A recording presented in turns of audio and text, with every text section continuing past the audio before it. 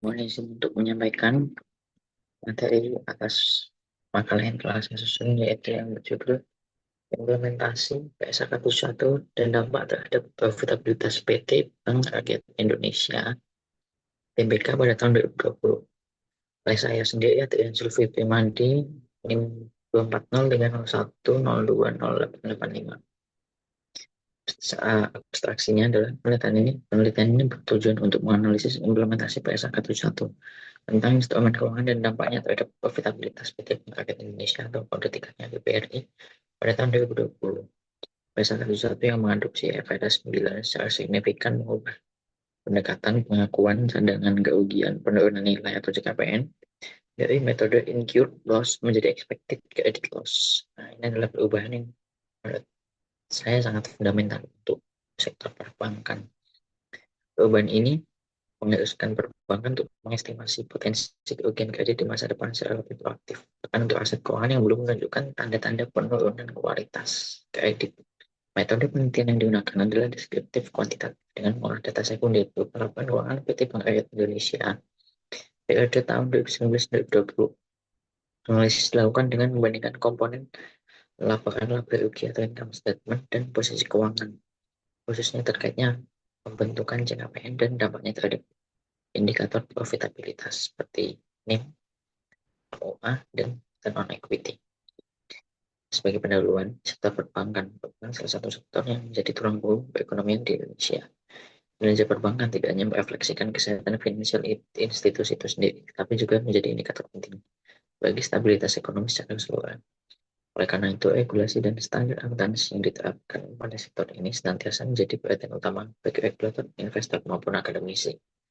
Perkembangan global dan dalam standar akuntansi keuangan telah mendorong berbagai negara, termasuk Indonesia, untuk mengadopsi standar internasional.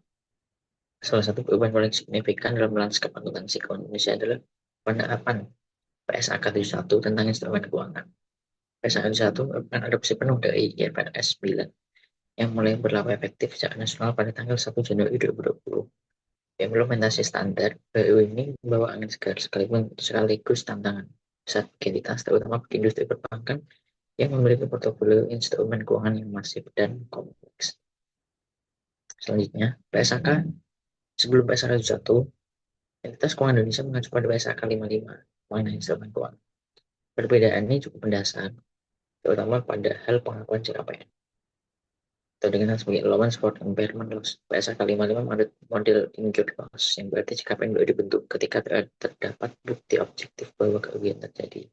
Nah, ini sangat berbeda dengan PSAK 1 yang baru potensi saja sudah dinilai perlu dicadangkan CKPN. Yang menarik adalah PT Bank BRI adalah salah satu bank besar di Indonesia yang memiliki fokus kuat untuk segmen UMKM. Skala operasional BRI mencakup Sabang sampai Merauke, lalu jutaan nasabah dan portofolio kredit yang sangat besar, yang menjadikan implementasi PSAK 1 menjadi isu yang sangat relevan dan menarik untuk kita kaji.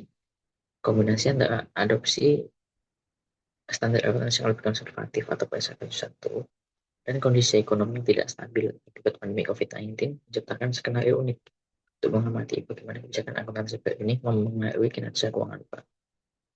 Lalu tujuan penelitian, bagaimana implementasi PSAK 1 yang tercermin pada laporan keuangan PT Bank Rakyat Indonesia dari tahun 2020 dan perbandingan profitabilitas pada PT Bank Rakyat Indonesia tahun 2020 dan sebelumnya.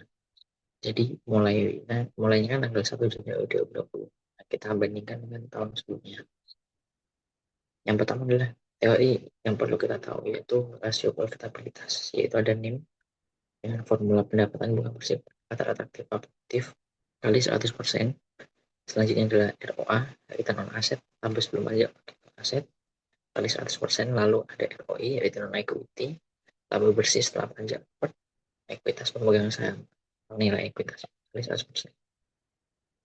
Pembahasannya adalah, setelah kita bedah neraca dan CALK pada laporan keuangan Bank BRI tahun 2020, CKP ini kan dikenakan terhadap kredit terhadap piutang perusahaan kan. Nah, CKP terhadap kredit yang diberikan itu terdapat kenaikan sebesar 70% daripada tahun sebelumnya. Terdapat kenaikan 26 triliun. Di sini skalanya adalah dalam jutaan rupiah. Selanjutnya adalah CKPN terhadap pembiayaan syariah yang naik sebesar 95%. Sementara yang paling ekstrim adalah CKPN terhadap piutang sewa pembiayaan yang naik sebesar 143%. Data yang disajikan dalam tabel menunjukkan perubahan signifikan pada CKPN PT Bank BRI. CKPN ini adalah merupakan dampak langsung dari implementasi PSAK 71 yang mulai berlaku efektif pada tanggal 1 Januari 2020 serta kemungkinan diperparah oleh kondisi ekonomi yang akibat pandemi COVID-19 yang jadi sepanjang tahun tersebut. Kemungkinan perusahaan mengalami banyak restructuring terkait pembiayaan kreditnya, jadi CKPN-nya itu. Selanjutnya adalah setelah penerapan PSAK 71 laba bersih pada PT Bank BRI itu sebesar 46%. Hal ini terjadi karena andil implementasi PSAK 1, tapi tidak sepenuhnya juga karena cadangan CKPN yang dialokasikan lebih besar daripada akhir tahun itu. Perlu kita sadari juga turunnya laba ini adalah efek di mana ada penyakit COVID-19 yang merebak di Indonesia. Berikut adalah rasio profitabilitas yang bisa kita lihat.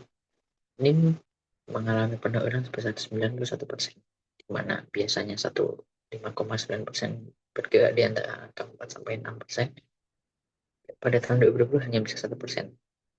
Lalu return on asset hanya 1,77% dan mengalami penurunan sebesar 42%.